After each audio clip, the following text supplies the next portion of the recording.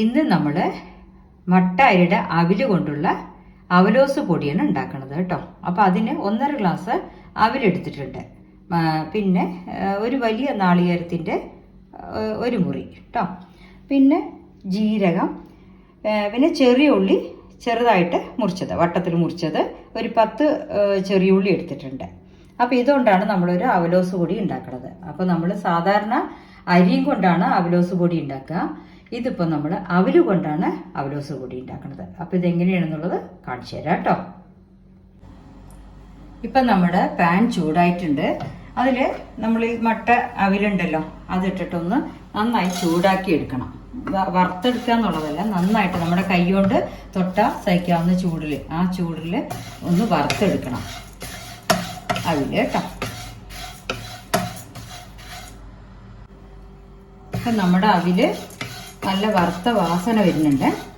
ആ സമയത്ത് നമുക്ക് തീ ഓഫ് ചെയ്തിട്ടൊന്ന് ചൂടാറാൻ വെച്ചിട്ട് മിക്സിയിൽ പൊടിച്ചെടുക്കണം കേട്ടോ. നന്നായിട്ടൊന്ന് പൊടിച്ചെടുത്തോളൂ.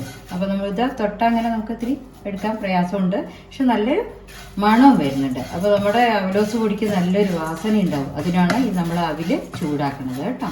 നല്ലൊരു വാസനയോട് കൂടിയിട്ട് അടുപ്പ് ഓഫ് ചെയ്തു. ഇനി അതിനൊന്ന് ചൂടാറാൻ വെക്കണം. ചൂടാറിയ ശേഷം മിക്സിയിലൊന്ന് പൊടിച്ചെടുക്കുക കേട്ടോ. ഇപ്പം നമ്മൾ അവില് വറുത്ത് പൊടിച്ചത് കേട്ടോ. അവിലൊന്ന് നന്നായിട്ട് വറുത്ത് പൊടിച്ചത് ഇപ്പോൾ ഈ സ്ട്രക്ചറിൽ പൊടിച്ചെടുത്തിട്ടുണ്ട്. ഇനി ഇതിലേക്ക് നമ്മൾ എന്താ ചെയ്യേണ്ടത് വെച്ചാൽ ഈ 1 കപ്പ് നാളികേരം ചെറിയത് ഇടുക.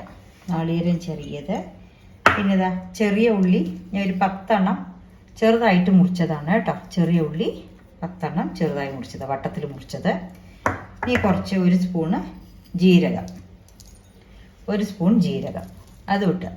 ഇതിട്ടിട്ട് നമ്മൾ എന്താ പറയുക, കൈ കൊണ്ട് നന്നായിട്ട് ഇങ്ങനെ തേച്ച് ഇങ്ങനെ ഞരടി എന്താ പറയുക നന്നായിട്ട് പിടിപ്പിക്കണം. ചെറിയ ഉള്ളിയും ജീരകത്തിൻ്റെയും മറ്റേ എന്താണ് അവിലിൻ്റെ പൊടിയും നാളികേരം കൂടെ ഇങ്ങനെ ചേർത്ത് പിടിച്ചിട്ട് നമ്മുടെ ശരിക്കും നാളികേരം ചിരകിയ മാതിരി ഒരു സ്ട്രക്ചർ വരും. ഇങ്ങനെയൊന്നുമല്ല, ഇതെന്നൊക്കെ ഒരു 15 മിനിറ്റോളം നമ്മളിങ്ങനെ തിരുമ്പി പിടിപ്പിക്കാനുണ്ട്.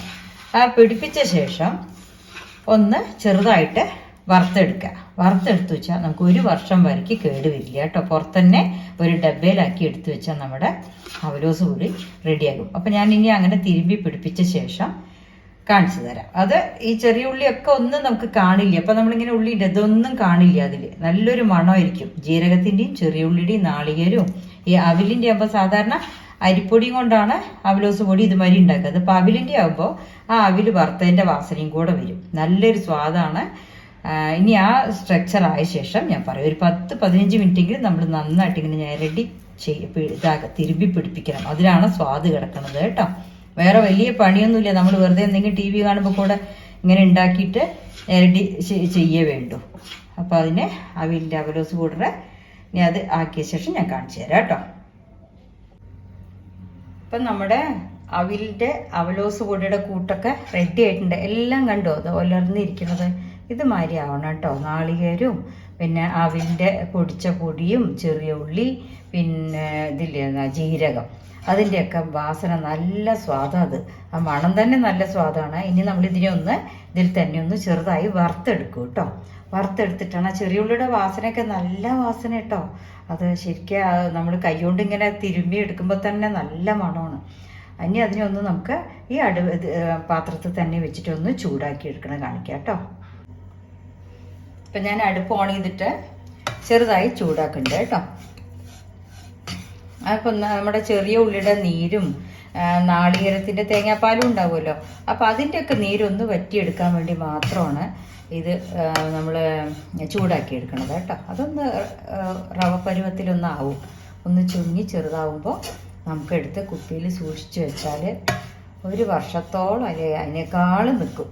നമ്മളൊന്നും ചെയ്യേണ്ട ആവശ്യമുള്ളപ്പോൾ നമുക്ക് കുറച്ച് പെട്ടെന്നൊക്കെ ഗസ്റ്റ് വരികയാണെങ്കിൽ കുറച്ച് അവലോസ് കൂടി കുറച്ച് പഞ്ചസാരയൊക്കെ ആഡ് ചെയ്തിട്ട് അവർക്ക് കൊടുക്കാവുന്നതാണ്. കുട്ടികൾക്ക് നല്ലതാണ്, ഒരു ഈവനിങ് സ്നാക്സ് ആയിട്ടൊക്കെ കഴിക്കാനായിട്ട്. ഇത് ഏകദേശം നമ്മുടെ പാലക്കാട്ടുകാർ ഉണ്ടാക്കുന്ന ഐറ്റം അല്ല കേട്ടോ. എനിക്ക് തോന്നുന്നു കോട്ടയം മാസയുടെയൊക്കെയാണ് അധികവും ഈ അവലോസ് പൊടി ഫേമസ്. പക്ഷെ അവിലിൻ്റെ അവലോസ് പൊടി ആരും ഉണ്ടാക്കി ഞാൻ കേട്ടിട്ടില്ല.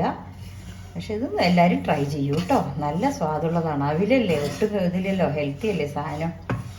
അരിപ്പൊടിയിൽ ഉണ്ടാക്കിയ വെള്ള കളറായിരിക്കും. ഇത് അവിലിൻ്റെ വറുത്ത് പൊടിച്ചത് കാരണം നല്ല ബ്രൗൺ കളറിലാണ് വരിക കേട്ടോ. അപ്പോൾ എല്ലാവരും ഒന്ന് ഉണ്ടാക്കി നോക്കൂ. ഞാനൊന്ന് അത് ചെറുതായിട്ട് ആ പരുവം കൂടെ കാണിച്ചു തരാം കേട്ടോ. ഇപ്പം നമ്മുടെ അവിൽ കൊണ്ടുള്ള അവലോസ് പൊടി റെഡി ആകാനായി കേട്ടോ. അതിനിടയ്ക്കാണ് ഒരു കാര്യം മറന്നത്.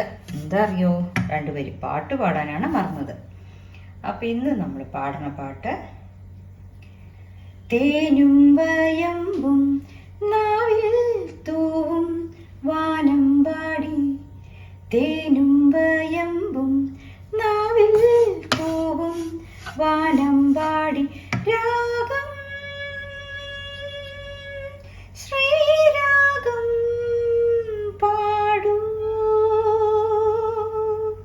നീ വീണ്ടും വീണ്ടും വീണ്ടും വീണ്ടും, തേനും വയമ്പും നാവിൽ തൂവും വാനമ്പാടി.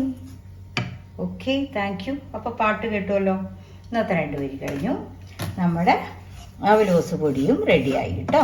അപ്പോൾ അതിൻ്റെ ആ ഈർപ്പം പോണത് നോക്കിയാൽ മതി. ഇങ്ങനെ നമ്മൾ കുറച്ച് പുലർന്ന് വരും. ഈർപ്പം പോയാൽ നമുക്ക് എടുത്ത് വെക്കാം കേട്ടോ. ഇതിപ്പോൾ ഞാനിത് കുറച്ചേ ഉണ്ടാക്കിയിട്ടുള്ളൂ. കൂടുതൽ ഉണ്ടാക്കുമ്പോൾ നമ്മൾ ഭരണിയിലെടുത്ത് സൂക്ഷിച്ച് വെക്കാം. ഓക്കെ, അങ്ങനെ നമ്മുടെ അവലോസ് പൊടി അസലായിട്ടുണ്ട് കേട്ടോ. ടേസ്റ്റി ആയിട്ട് വന്നിട്ടുണ്ട്. ഇനി ഇതിൻ്റെ കൂടെ കുറച്ച് പഞ്ചസാരയും കൂടെ ആഡ് ചെയ്തിട്ട് കഴിക്കാം. ഓക്കെ, അപ്പോൾ എല്ലാവരും ഉണ്ടാക്കി നോക്കൂ. Thank you.